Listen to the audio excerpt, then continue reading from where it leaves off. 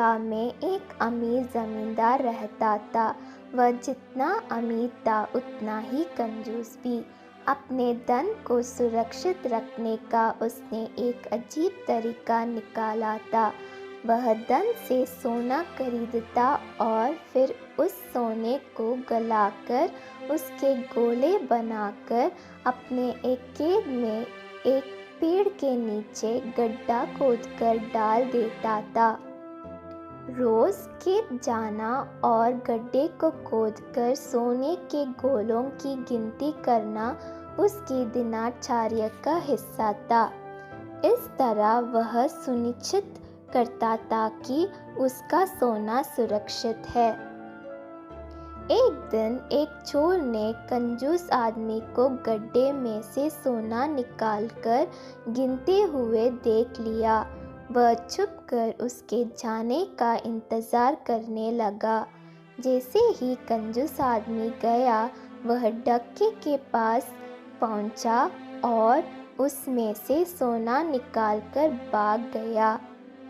अगले दिन जब कंजूस आदमी खेत में गड्ढे के पास पहुंचा, तो सारा सोना नदारद पाकर रोने पीटने लगा। उसके रोने की आवाज़ वहाँ से गुजरते एक रहगारी के कानों में पड़ी तो वह रुक गया।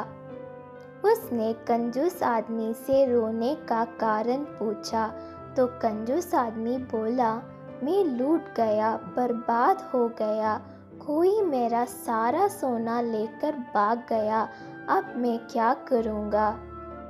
सोना किसने चुराया, कब चुराया? रहगारी आश्चर्य में पड़ गया। पता नहीं चोर ने कब इस गड्ढे को खोदा और सारा सोना लेकर 9-2-11 हो गया। मैं जब यहाँ पहुँचा तो सारा सोना गायब था।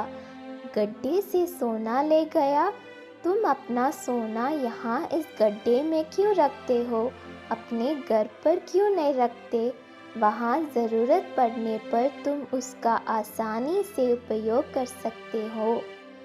मैं अपने सोने को कभी हाथ नहीं लगाता।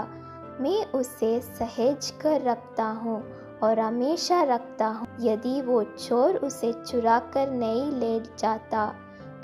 यह बात सुनकर रहगारी ने ज़मीन से कुछ कंकड़ उठाए और उसे उस गड्ढे में डालकर बोला, यदि ऐसी बात है तो इन कंकड़ों को गड्ढे में डालकर गड्ढे को मिट्टी ढक दो और कल्पना करो कि यही तुम्हारा सोना है, क्योंकि इनमें और तुम्हारे सोने में कोई अंतर नहीं है।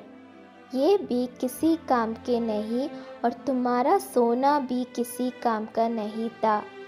उस सोने का तुमने कभी कोई उपयोग ही नहीं किया, ना ही करने वाले थे। उसका होना ना होना बराबर था। सीख, जिस धन का कोई उपयोग नहीं हो उसकी कोई मोल नहीं।